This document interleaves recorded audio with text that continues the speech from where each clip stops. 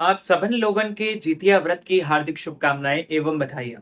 महाभारत काल से जुड़ी है यह कथा। धार्मिक कथाओं के अनुसार महाभारत के युद्ध में अपने पिता की मौत का बदला लेने की भावना से अश्वत्थामा पांडवों के शिविर में घुस गया। शिविर के अंदर 5 लोग सो रहे थे। अश्वत्थामा ने उन्हें पांडव समझकर मार दिया, परंतु ये द्रौपदी की 5 संतानें थी। फिर अर्जुन ने अश्वत्थामा को बंदी बनाकर उसकी दिव्य मणि ले ली। अश्वत्थामा ने फिर से बदला लेने की भावना से अभिमन्यु की पत्नी उत्तरा के गर्भ में पल रहे बच्चे को मारने का प्रयास किया और उसने ब्रह्मास्त्र से उत्तरा के गर्भ को नष्ट कर दिया। तब भगवान श्री कृष्ण ने उत्तरा की अजन्मी संतान को फिर से जीवित कर दिया। गर्भ में मरने के बाद जीवित होने के कारण उस बच्चे का नाम जीवित पुत्रिका रखा गया। तब उस समय से ही संतान की लंबी उम्र के लिए जीतिया का व्रत रखा जाने लगा।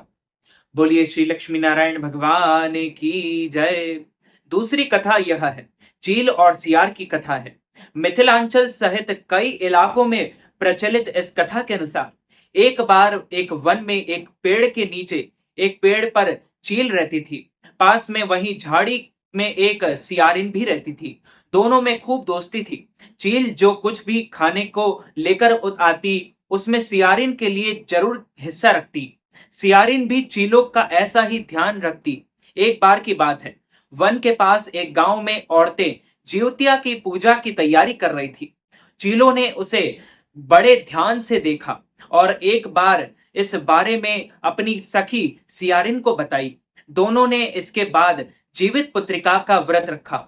दोनों दिन भर भूखे प्यासे रहे, मंगल कामना करते हुए व्रत किया। लेकिन रात में सियारिन को तेज भूख प्यास सताने लगी। सियारिन को जब बर्दाश्त नहीं हुआ तो जंगल में जाकर उसने मांस और हड्डी पेट भर कर खाया। चीलों ने हड्डी चबाने की आवाज सुनी तो इस बारे में पूछा। सियारिन ने सारी बात बता दी। चीलों ने इस पर सियारिन को खूब डांटा और कहा कि जब व्रत नहीं हो सकता था तो संकल्प ही क्यों लिया। सियारिन का व्रत भंग हो गया, लेकिन चीलों ने भूखे प्यासे रहकर व्रत पूरा किया। कथा के अनुसार अगले जन्म में दोनों मनुष्य के रूप में राजकुमारी बनकर सगी बहनें हुई। सियारिन बड़ी बहन हुई और उसकी शादी एक राजकुमार से हुई। वहीं चील छोटी बहन हुई और उसकी शादी उस राज्य के मंत्री पुत्र से हुई। बाद में दोनों राजा और मंत्री बने। सियारिन रानी के जो भी बच्चे होते वे मर जाते, जबकि चीलों के बच्चे स्वस्थ और हट्टे कट्टे रहते। इससे उसे जलन होती। ईर्ष्या के कारण सियारिन रानी बार बार उसने अपनी बहन के बच्चों और उसके पति को मारने का प्रयास करने लगी, लेकिन सफल नहीं हो सकी। बाद में उसे अपनी भूल का एहसास हुआ और उसने क्षमा मांगी। बहन के बताने पर उसने फिर से जीवित पुत्र का व्रत किया तो उसके भी पुत्र जीवित रहे।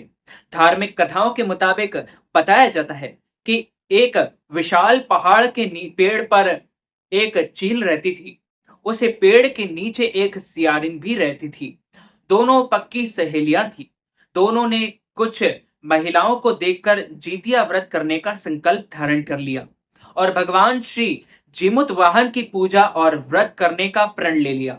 लेकिन जिस दिन दोनों को व्रत रखना था, उसी दिन शहर के एक बड़े व्यापारी की मृत्यु हो गई और उसके दाह संस्कार में सियारिन को भूख लगने लगी। लेकिन मुर्दा देखकर वह खुद को रोक ना सकी और उसका व्रत टूट गया। एक चील ने संयम रखा और नियम व श्रद्धा से अगले दिन व्रत का पालना किया। अगले जन्म में दोनों सहेलियों ने ब्राह्मण परिवार में पुत्री के रूप में जन्म लिया। उसके पिता का नाम भास्कर था। चील बड़ी बहन थी और सियारन छोटी बहन के रूप में जन्मी।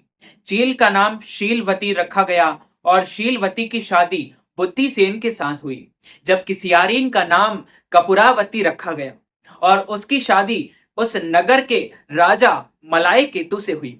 भगवान जीमुत वाहन के आशीर्वाद से शीलवती के 7 बेटे हुए, पर कपूरावती के सभी बच्चे जन्म लेते ही मर जाते थे। कुछ समय बाद शीलवती के 7 पुत्र बड़े हो गए और वे सभी राजा के दरबार में काम करने लगे। कपूरावती के मन में उन्हें देख ईर्ष्या की भावना आ गई। उसने राजा को कहकर सभी बेटों के सर कटवा दिए, उन्हें 7 नए बर्तन मंगवाकर और उसमें रखा दिया और लाल कपड़े में ढककर शीलवती के पास भिजवा दिया। यह देख भगवान जीमुत वाहन ने मिट्टी से 7 भाइयों के सिर बनाए और सभी के सिरों को उसके धड़ से जोड़कर उन पर अमृत छिड़क दिया। इससे उनसे जान गई और उनमें जान चली गई। 7 युवक जिंदा हो गए और घर लौट आए। जो कटे सिर रानी ने भेजे थे वे फल बनकर गए। और दूसरी ओर रानी कपूरावती बुद्धिसेन के घर में सूचना पाने को व्याकुल थी। जब काफी देर सूचना नहीं आई तो कपूरावती स्वयं बड़ी बहन के घर गई और वहां सबको जिंदा देखकर वह सन्न रह गई। जब उसे होश आया तो बहन को उसने सारी बात बताई। अब उससे अपनी गलती पर पछतावा हो रहा था। भगवान जिमुत वाहन की कृपा से शीलवती को पूर्व जन्म की बातें याद आ गई। वह कपूरावती को लेकर उसी पहाड़ के पेड़ के पास गई और उसे सारी बात बतलाई। कपूरावती बेहोश हो गई और मर गई। जब राजा को इसकी खबर मिली तो उन्होंने उसी जगह पर जाकर पहाड़ और पाकड़ के पेड़ के नीचे कपूरावती का दाह संस्कार कर दिया। चील और सियारिन जीतिया कथा कहानी कुछ ऐसी है कि एक नगर में किसी वीरान जगह पर पीपल का पेड़ था। इस पेड़ पर एक चील और इसी के नीचे एक सियारिन भी रहती थी। एक बार कुछ महिलाओं को देखकर दोनों ने जीवतिया व्रत किया। जिस दिन व्रत था उसी दिन नगर में एक मृत्यु हो गई।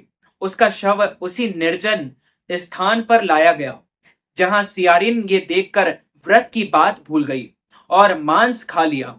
चील ने पूरे मन से और विधि विधान से व्रत और पारण किया। व्रत के प्रभाव में दोनों का ही अगले जन्म कन्याओं अविवाहित और कपूरावती के रूप में हुआ, जहां चील स्त्री के रूप में राज्य की रानी बनी और छोटी बहन सियारिन कपूरावती उसी राजा के छोटे भाई की पत्नी बनी। चील ने 7 बच्चों को जन्म दिया, लेकिन कपूरावती के सारे बच्चे जन्म लेते ही मर जाते थे। इस बात से जल भून कर एक दिन कपूरावती ने 7 बच्चों के सिर कटवा दिए और घड़ों में बंद कर बहन के पास भिजवा दिया। जीवित कथा चील और सियारिन कहा जाता है। इसे जीतिया व्रत भी कहा जाता है। एक बार एक जंगल में चील और लोमड़ी सियार घूम रहे थे। तभी उन्होंने मनुष्य जाति को इस व्रत को विधि पूर्वक करते देखा एवं कथा सुनी। उस समय चील ने इस व्रत को बहन की श्रद्धा के साथ ध्यान पूर्वक देखा। वहीं लोमड़ी का ध्यान इस ओर बहुत कम था। चील ने कथा में बताए नियम अनुसार निर्जल उपवास किया, जबकि सियार ने मांस खा लिया। चील के संतानों को कभी कोई हानि नहीं पहुंची, लेकिन लोमड़ी की संतान जीवित नहीं बच पाए। इसलिए पर्व में चील और सियारिन का बार बार जिक्र किया गया है और पहले और तीसरे दिन खाना पहले इन्हें ही खिलाया जाता है। हमारे यहाँ इन्हीं चील और सियार को चीलो सियारो कहा जाता है। यह पर्व महाभारत काल से जुड़ी हुई है और इसके संबंध में 2 कहानियां हैं जो इस प्रकार है। महाभारत युद्ध के बाद अपने पिता की मृत्यु के बाद अश्वत्थामा बहुत ही नाराज था और उसके अंदर बदले की आग तीव्र थी, जिस कारण उसने पांडवों के शिविर में घुसकर सोते हुए 5 लोगों को पांडव समझकर मार डाला था। लेकिन वे सभी द्रौपदी की 5 संतानें भी थी। उसके इस अपराध के कारण उसे अर्जुन ने बंदी बना लिया और उसकी दिव्य मणि छीन ली थी, जिसके फलस्वरूप अश्वत्थामा ने उत्तरा की अजन्मे संतान को गर्भ से मारने के लिए ब्रह्मास्त्र का उपयोग किया था, जिसे निष्फल करना नामुमकिन था। उत्तरा की संतान का जन्म लेना आवश्यक था, जिस कारण भगवान श्री कृष्ण ने अपने सभी पुण्यों का फल उत्तरा की अजन्मी संतान को देकर उसको गर्भ में ही पुनः जीवित किया। गर्भ में मरकर जीवित होने के कारण उसका नाम जीवित पुत्रिका रखा गया और पड़ा और आगे जाकर यही राजा परीक्षित बना। तभी से इस व्रत को किया जाता है। दूसरी कथा के अनुसार कुछ ऐसा है। गंधर्व राजकुमार जीमुत वाहन को पिता द्वारा राजगद्दी पर बैठाकर वन की ओर चले गए। राजकुमार का मन राजकाज में ना लगा, तो वो राजपाट भाइयों के हवाले कर पिता की सेवा में वन में चले गए और उसी वन में उनका विवाह मल्यावती नामक कन्या से हुआ। एक दिन वन में घूमते हुए राजकुमार काफी आगे निकल गए, जहां उन्होंने बूढ़ी औरत का रोना सुनाई दिया। उस औरत से पूछने पर उसने बताया कि वह नागवंश की स्त्री है। उसका एक ही पुत्र है, शंखचूड़। नागराज ने गरुड़ के समक्ष प्रतिज्ञा की है, प्रत्येक दिन एक नाग सौंपा जाएगा, और उसके पुत्र की सारी बात बता दी। और इस पुत्र की अब बारी है। इस बात को सुन जीमुत वाहन ने उस स्त्री को कहा कि वह चिंता मुक्त रहे, उसके पुत्र की जगह वह जाएगा। इतना कह कर लाल कपड़ा शंखचूड़ से लेकर गरुड़ की चुनी हुई जगह पर लेट गए। गरुड़ अपने नियत समय पर आकर अपने भोजन को पंजे में दबाकर चोटी पर बैठ गए। अपने चुंगल में आए प्राणी की आह व आंसू ना देख गरुड़ ने उससे अपना उसका परिचय पूछा, तो राजकुमार ने सारी बात बतला दी। गरुड़ राजकुमार की बहादुरी से प्रसन्न होकर उसे जीमुत वाहन और जीवन दान प्रदान किया और नाग जाति की बलि ना लेने का वचन दिया। जीमुत वाहन की बहादुरी से संपूर्ण नाग जाति की रक्षा हुई। तभी से जीमुत वाहन की पूजा का विधान शुरू हुआ। इस प्रकार से जितिया से संबंधित दोनों कथाएं समाप्त हुई।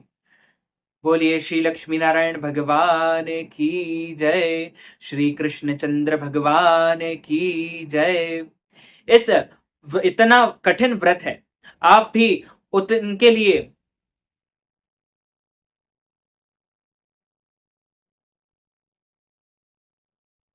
जीवित पुत्रिका की पूजा विधि सुबह जल्दी उठकर स्नान करने के बाद सूर्य नारायण की प्रतिज्ञा को स्नान कराएं और प्रतिमा को स्नान कराएं। मिट्टी और गाय के गोबर से चील व सियारिन की मूर्ति बनाएं और इसके बाद धूप दीप आदि से आरती करें और भोग लगाएं।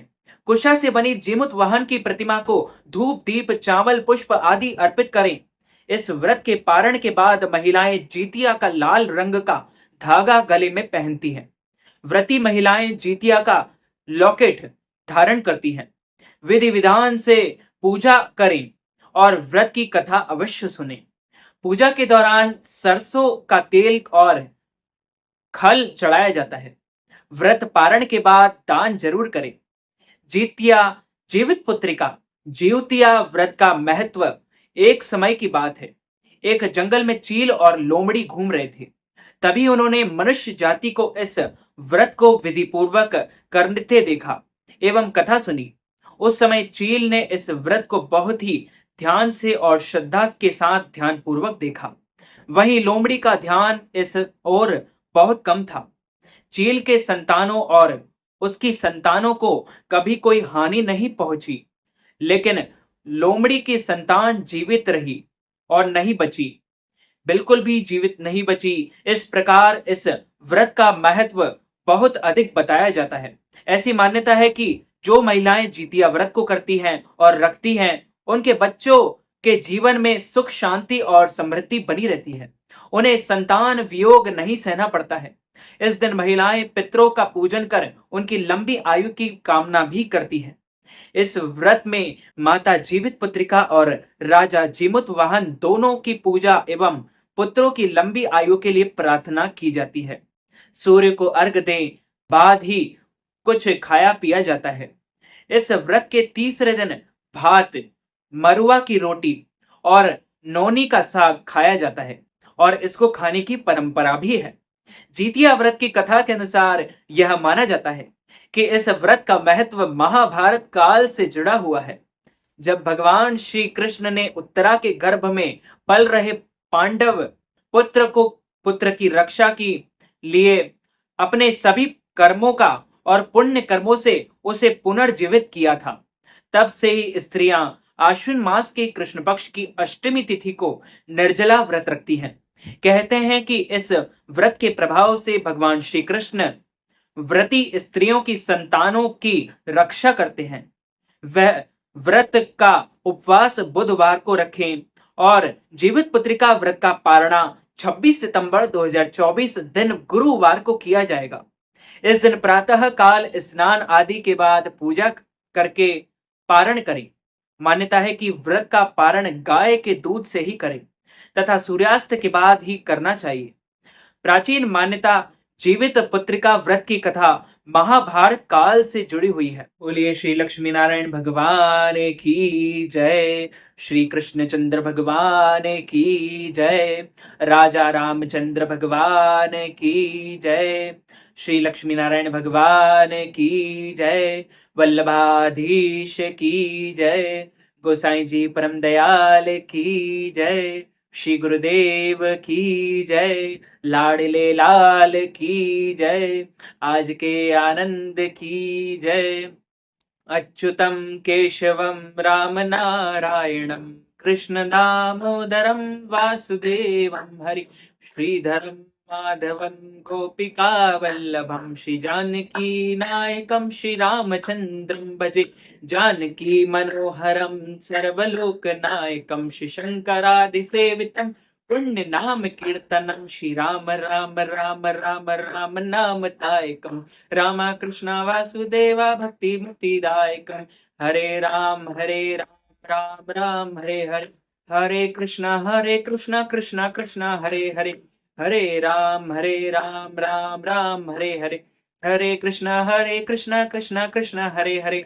तो मित्रों, भक्तजनों, माताओं, बहनों, यदि आप जीवित पुत्रिका व्रत के निमित्त ब्राह्मणों को फलाहार करवाना चाहते हैं, अन्नदान, वस्त्र दान, गौदान, तिल दान अथवा पारणा के निमित्त कोई भी दान दक्षिणा हमें प्रदान करना चाहते हैं, गरीब विद्यार्थियों की सेवा में कुछ भी दान दक्षिणा हमें प्रदान करना चाहते हैं, तो आप हमारे गूगल पे, फोन पे, पेटीएम या अकाउंट नंबर के माध्यम से नगद राशि, धनराशि भेज करके जीवित पुत्रिका व्रत का और पितृपक्ष का संपूर्ण पुण्य लाभ प्राप्त कर सकते हैं।